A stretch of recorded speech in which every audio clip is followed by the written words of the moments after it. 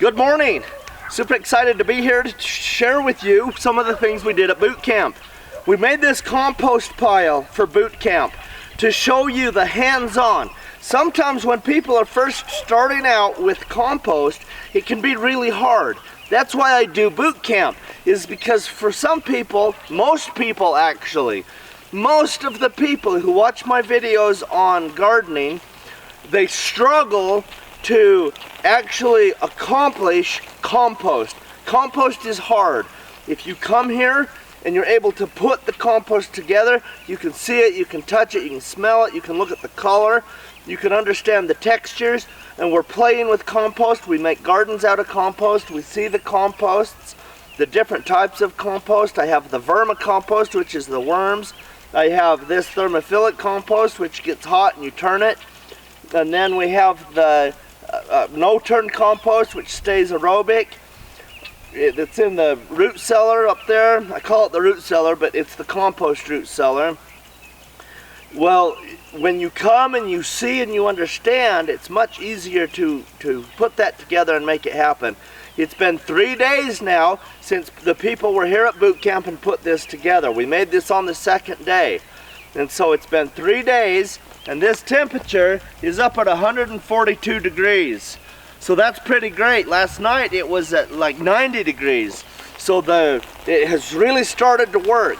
So today is my first day where I've passed 131, but I'm not at 150. So I'm gonna turn this in 3 days from now, because when it hits 131, you count 3 days, and that's when you turn it.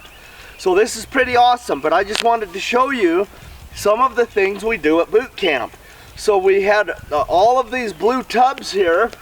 We filled these up. So we had our 30% greens, which was old grass hay, but it wasn't bad grass hay because it had been cut when it was green and the protein was high and it dried good and it didn't get spoiled before it was baled.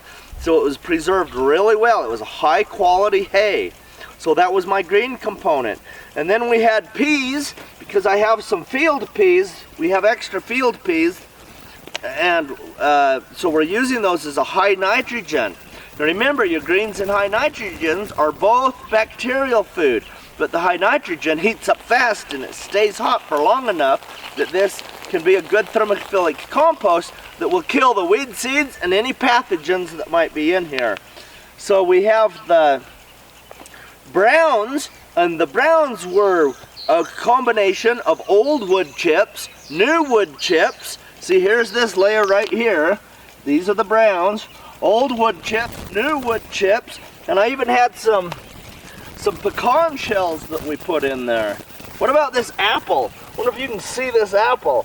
Oh, so we had some old apples that had started going bad. Are these a green, a brown, or a high nitrogen? Kitchen scrap waste are always considered a green. So we have a combination of things in here that I gathered up so that we could participate together during boot camp. So our 13 people who came to boot camp were able to see how to put this together. So I started soaking the materials in the tubs the day before boot camp started, so that on the second day they had been soaking for 2 days. Now you need to soak it for 24 hours. You don't want to soak it for more than 3 days, or things could maybe start going anaerobic. But 24 hours is about the right rule, but I had a lot of things to do for boot camp, and I'm kind of a one-man show around here with a lot of other really good support people, but I don't have another full-time person to give a list of jobs to. So I started soaking it 2 days before, and that's fine. If that's what you need to do, that's fine, to be able to put a good compost together.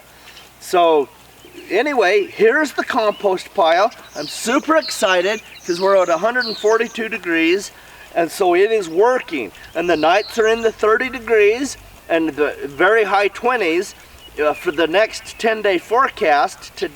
Today is actually May 2nd, and so the 10-day forecast going in, you know, towards the middle of May, it's still showing freezing weather every day for the 10-day forecast. So we live in a cold climate. So for most of North America, the gardening season starts on May 1st because there's no more frosts. Not for us. Our gardening season starts about the first or second week of June, where we're not going to have any more frosts. That's why we've gone to such lengths to build a big elaborate Wallapini style solar greenhouse. But I just wanted to share this compost with you and remind you of some of the principles of composting. Hopefully this has helped you to have the best garden of your entire life.